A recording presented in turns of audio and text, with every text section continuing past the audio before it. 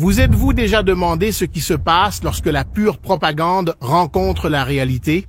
Eh bien, regardez bien ce qui se passe ici. Un char russe vient de tirer et doit maintenant reculer pour se protéger. Mais regardez ça. Au lieu de reculer rapidement, il fait complètement demi-tour, exposant son arrière, la partie la plus vulnérable de n'importe quel char. Pourquoi? Parce que sa vitesse de marche arrière est tellement ridiculement lente que faire demi-tour est plus rapide que reculer. Regardez, il s'enfuit tout droit, sans se couvrir, totalement exposé. Bam! Cette scène que vous venez de voir expose une dure réalité pour la Russie. Ce char n'est rien de moins qu'un T-90M Pro Hive, le même char que Poutine a déclaré être le meilleur char du monde. Le char que la Russie dit invincible, le joyau de son arsenal. Ce que vous avez vu n'était ni de la chance, ni un accident, ni un cas isolé.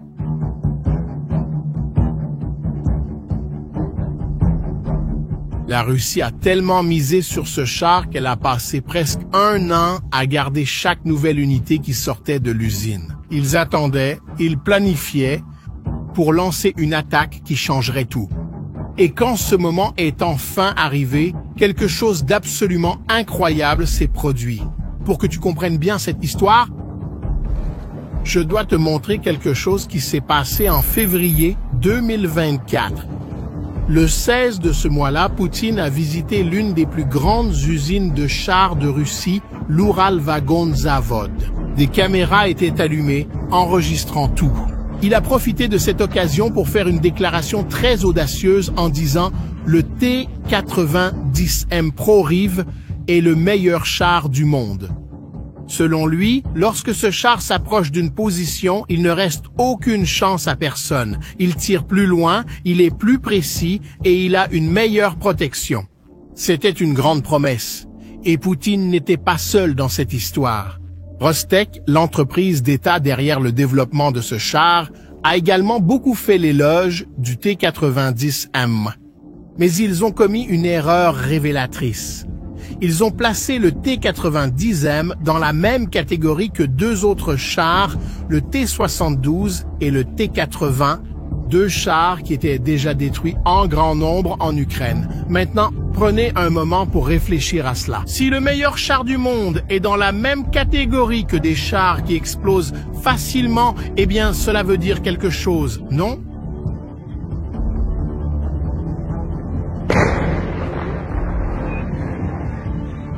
Mais rendons à César ce qui est à César. Sur le papier, le T-90M semble impressionnant. Il est équipé d'un canon de 125 mm qui tire non seulement des munitions classiques,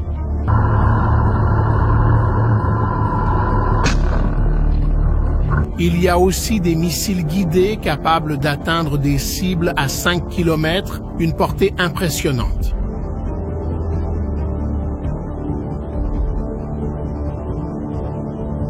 Sa protection provient d'un système appelé Relict. C'est un blindage réactif explosif de dernière génération. Lorsqu'un missile frappe le char, ce blindage explose vers l'extérieur, essayant de neutraliser l'attaque. Du moins, c'est ce qu'il est censé faire. Le char dispose également d'un système de protection électronique. Ses yeux rouges inimitables à l'avant de la tourelle. Ils émettent des signaux infrarouges pour tromper les missiles plus anciens. Et il y a un autre détail. Un détail qui deviendra très important ensuite. La marche arrière du T-90M atteint seulement 4 km/h, soit moins qu'une personne à pied. Garde cette information. Allons maintenant vers le milieu de 2025. La Russie avait un objectif clair, prendre la ville de Pokrovsk. Ce n'est pas simplement une ville de plus sur la carte. Pokrovsk est le cœur logistique de la défense ukrainienne dans la région de Donetsk. C'est par là que passent tous les approvisionnements, munitions, carburant, nourriture, tout. Si la Russie prend Pokrovsk, la ligne de défense ukrainienne pourrait facilement s'effondrer. Mais il y avait un problème, et il s'appelle Charkov. Il s'agit d'un petit village situé à environ 20 km au nord de Pokrovsk. Chakov est vu comme l'encre et la clé de la défense ukrainienne ici. Tant que les Ukrainiens contrôlent Tchakov, Pokrovsk est protégé. La Russie le sait, et pendant presque un an, ils ont planifié. Chaque nouveau T-90M qui sortait de la chaîne de production n'allait pas directement au front. Il était stocké, gardé en réserve, en attente. Les Russes formaient une force de frappe massive. Je parle de 36 chars et véhicules blindés, et beaucoup d'entre eux étaient ces redoutables T-90M les meilleurs que la Russie possédait. Il y avait aussi 40 soldats à moto, des troupes d'élite et des brigades de la marine russe, des soldats entraînés. Le plan était simple, écraser Tchakov par la force brute, prendre le village puis le fortifier. De cette façon, la Russie pourrait utiliser l'endroit comme tremplin pour de futures attaques en direction de Pokrovsk. C'était l'attaque que la Russie préparait, l'attaque qui allait tout changer. 9 octobre 2025, le jour est enfin arrivé. La Russie a attaqué un jour de pluie et de brouillard épais. La raison, cacher la colonne de chars aux drones ukrainiens. Peu de gens le savent, mais les drones ne fonctionnent pas bien par mauvais temps. Du moins, c'est ce que pensaient les Russes. L'attaque a commencé par vagues. D'abord, il y a eu les 40 motards. Oui, vous avez bien entendu. Des motos fonçaient directement vers les lignes ukrainiennes. Ça paraît fou. Et c'était le cas. Mais il y avait une logique cruelle derrière cela. Les motards étaient la chair à canon de la stratégie du broyeur de Poutine. Ils étaient là pour se sacrifier, pour activer les mines. Ils forçaient les Ukrainiens à dépenser des munitions et révélaient ainsi l'emplacement de leur position défensive. Après les motards viendrait la force principale. Les 36 chars et véhicules blindés, y compris les précieux T-90M, passeraient à travers les défenses affaiblies et prendraient Tchakov. Du moins, c'était le plan. Mais les Ukrainiens attendaient. Le 225e régiment d'assaut était à Tchakov. Et ils avaient des renforts, les légendaires vétérans du 1er corps Azov, une unité à la réputation redoutable. Et tu veux savoir quoi d'autre? Les Ukrainiens savaient déjà pour l'attaque. L'effet de surprise espéré par les Russes n'existait pas. La brume n'a rien caché. Les Ukrainiens avaient construit ce que les militaires appellent une défense en profondeur. Ce n'était pas seulement une ligne de tranchées, c'était un système. Des champs de mines en couches, des barbelés, des barrières anti-chars appelées dents de dragon. Tout était conçu pour ralentir et canaliser l'attaque russe. Et ils comptaient aussi sur de nombreuses armes, de l'artillerie prépositionnée, des mines et des essaims de drones, des drones de première personne pilotés manuellement. Ils sont petits, économiques et mortels. Les motards russes sont entrés les premiers. Et ce fut un massacre. Les mines ont explosé. L'artillerie s'est abattue. Pendant ce temps, les drones traquaient les survivants. La première vague a été anéantie en quelques minutes. Puis sont arrivés les chars, les T-90M, les meilleurs que la Russie possédait. Ils ont avancé en colonne, totalement confiants et protégés par des tonnes de blindage relictes, et ils ont trouvé l'enfer. Des mines ont immobilisé les premiers véhicules, la colonne s'est arrêtée, elle est restée coincée. Et quand vous êtes à l'arrêt sur un champ de bataille moderne, vous êtes mort. L'artillerie ukrainienne a ouvert le feu. Les coordonnées étaient déjà enregistrées. Chaque explosion était précise. Et puis sont arrivés les drones. Des dizaines d'entre eux, peut-être des centaines. Maintenant, tu te rappelles de la marche arrière à 4 km/h que j'ai mentionnée?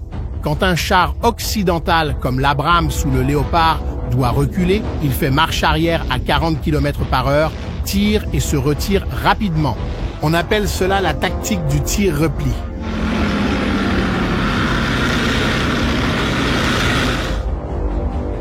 Le T-90M ne peut pas faire ça. Après tout, 4 km/h, c'est beaucoup trop lent. Alors, le char doit se retourner complètement, exposer son arrière et s'enfuir en ligne droite. Exactement comme vous l'avez vu au début de cette vidéo. La bataille a duré toute la journée. Quand la poussière est retombée, les chiffres étaient dévastateurs pour la Russie. 3 chars détruits, 16 véhicules blindés détruits, 41 motos détruites, 107 soldats russes tués, 51 blessés. D'une force d'attaque planifiée pendant presque un an, la majorité a simplement cessé d'exister en moins d'une journée. Et ce n'était pas fini là. Les survivants russes se sont repliés vers le village voisin de Volodymyrivka. Ils pensaient y être en sécurité, mais ils se trompaient. Toute la nuit du 9 octobre et jusqu'au 10 octobre, des drones bombardiers ukrainiens ont traqué les survivants. Un par un, le lendemain matin, les forces russes avaient quitté Volodymyrivka. Un an de planification, les meilleurs chars, des troupes d'élite, tout détruit en moins de 24 heures. Maintenant, je sais que beaucoup doivent se demander en ce moment, mais comment le meilleur char du monde a-t-il échoué aussi misérablement? Et la réponse se trouve dans la philosophie, dans la façon dont différents pays conçoivent les chars. Faisons une comparaison. Prenez un char américain Abrams ou un char allemand Léopard 2. Ces chars ont 4 membres d'équipage. Leurs munitions sont stockées dans un compartiment séparé à l'arrière de la tourelle, isolé de l'équipage par des portes blindées. Si les munitions explosent, et cela peut arriver, des panneaux spéciaux éjectent l'explosion vers le haut et vers l'extérieur, loin de l'équipage. L'équipage peut survivre, le char peut être récupéré. Observez le T-90M. 3 membres d'équipage. Et les munitions? Elles sont stockées dans un carrousel au fond du compartiment de l'équipage, juste en dessous d'eux. Aucune séparation, aucune protection. Quand un missile pénètre le T-90M et frappe ses munitions, l'explosion n'a nulle part où aller, sauf vers le haut. À travers l'équipage, la pression est si immense que la tourelle de plusieurs tonnes est littéralement éjectée dans les airs. Les militaires ont un nom macabre pour cela. Ils appellent ça l'effet Jack in the Box. Une boîte à surprise. Vous avez déjà vu ces photos de tourelles de chars russes projetées à plusieurs mètres de la coque? C'est essentiellement ça. L'équipage n'a aucune chance. Mort instantanée. Le char est une perte totale. Et ce n'était pas une erreur ou une défaillance lors de la conception de ces chars, ils ont vraiment choisi de faire ainsi.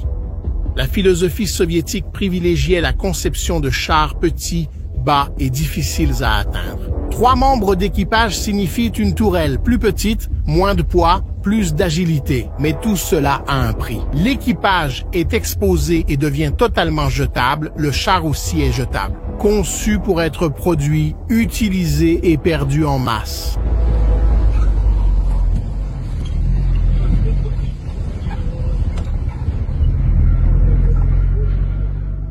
Les chars occidentaux ont une philosophie différente. Vous devez sauver l'équipage à tout prix. Former un équipage prend des années. Remplacez donc le char si nécessaire, mais ramenez l'équipage à la maison. Et il y a plus. Tu te souviens des yeux rouges? Le système de protection électronique dont nous avons parlé plus tôt? Il a été conçu pour tromper les missiles plus anciens, des missiles des années 70 et 80. Mais la réalité aujourd'hui, c'est que ce système est inutile contre un javelin moderne. C'est la même chose pour les drones First Person View pilotés manuellement. Cela arrive parce que le drone n'utilise pas de capteurs infrarouges qui pourraient être détectés. Il dépend d'un pilote humain qui regarde à travers une caméra. Et voici quelque chose de bizarre, un problème auquel les Russes ne s'attendaient pas. Si le T-90M est touché d'une certaine façon, la tourelle tourne alors de manière incontrôlable, telle une toupie. Les soldats perdent le contrôle et ne peuvent plus viser, ils ne peuvent plus tirer. Cela s'est produit en janvier 2024. Un T-90M a été touché à plusieurs reprises par des véhicules Bradley américains, des canons automatiques de 25 mm. En théorie, il ne devrait pas pénétrer le blindage du T-90M, mais la tourelle a commencé à tourner, le char a perdu le contrôle, il a percuté des arbres, l'équipage a abandonné le véhicule. C'est arrivé de nouveau en décembre 2023. Un drone First Person View a touché un T-90M, la tourelle a commencé à tourner et l'équipage a abandonné.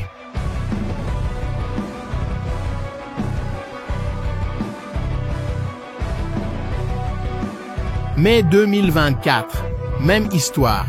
Les analystes appellent cela le syndrome de la tourelle tournante. C'est sans doute une défaillance du système de contrôle de tir électronique due à des composants bon marché ou à un manque de blindage des circuits. Personne ne sait vraiment, mais voici le point. Le meilleur char du monde ne devrait pas avoir ce problème, ni être vulnérable à des canons de 25 mm, ni placer l'équipage sur les munitions.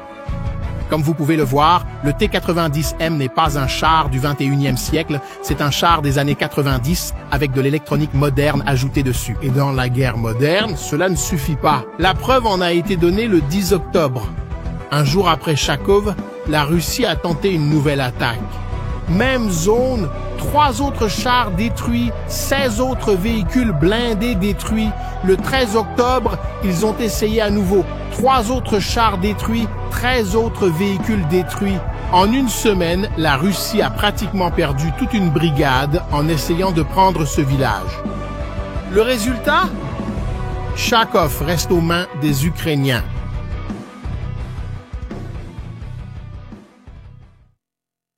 Je vais te raconter quelque chose arrivé en Inde.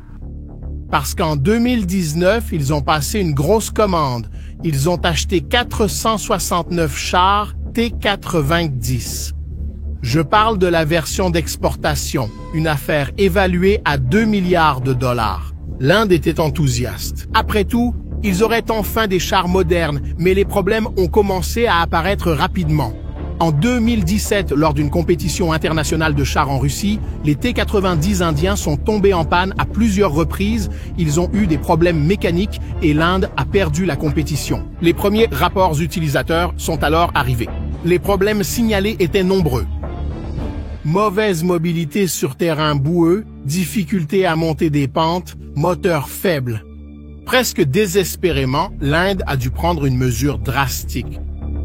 Ils ont reconstruit les chars à partir de zéro. Ils ont installé un nouveau moteur indien ainsi qu'un nouveau système de contrôle de tir également indien. Et voici la partie la plus ironique de toutes. Ils ont ajouté un système de protection active d'origine suédoise parce que le système russe ne fonctionnait pas. À cause de cela, en 2022, avant même l'invasion à grande échelle de l'Ukraine, l'Inde avait déjà annulé ses plans d'achat futurs de T-90. Ils ont décidé de chercher des alternatives occidentales comme le Leclerc français. Pensez-y. L'un des plus grands clients de la Russie, un allié de longue date, a tout simplement abandonné le T-90 avant même que la guerre ne montre à quel point il était vraiment mauvais. Poutine a appelé le T-90M Proriv, ce qui signifie percer. Ce serait le char qui percerait les lignes ukrainiennes, qui changerait le cours de la guerre. Mais à Kharkov, la seule chose qui s'est brisée, c'est l'espérance. L'espérance que des blindages lourds et des armes puissantes gagnent encore des guerres à elles seules. L'espérance que la propagande peut remplacer la réalité. La réalité est de tout autre. Le T-90M n'est pas le meilleur char du monde. Il en est même loin. C'est en fait un monument d'une époque qui n'existe plus. Une époque où les chars pouvaient dominer les champs de bataille. Où les vies étaient jetables, où la quantité l'emportait sur la qualité. Cette époque est révolue. La guerre moderne ne se soucie pas de vos spécifications sur le papier. Elle ne se soucie pas de combien de millions vous avez dépensé. Elle ne se soucie pas du nom que vous donnez à votre char. La guerre moderne est transparente. Elle est précise. Elle est mortelle. Un drone à 500 $, piloté par un soldat dans une tranchée, peut détruire un char de 4,5 millions de dollars. Un champ de mines bien placé vaut plus qu'une brigade blindée. Et une défense bien préparée, avec des soldats motivés et une technologie adéquate, peut arrêter n'importe quelle attaque, peu importe à quel point elle semble puissante. La Russie l'a appris de la manière la plus difficile et elle continuera à l'apprendre. Parce que les T-90M continueront d'être envoyés et continueront d'être détruits. Maintenant, je veux savoir ce que tu en penses. À ton avis, un char peut-il être considéré comme invincible dans la guerre moderne? Laisse ta réponse dans les commentaires. Et si cette vidéo t'a fait réfléchir différemment à propos de la propagande militaire, partage-la avec tes amis et abonne-toi à la chaîne pour plus de contenu comme celui-ci. À la prochaine!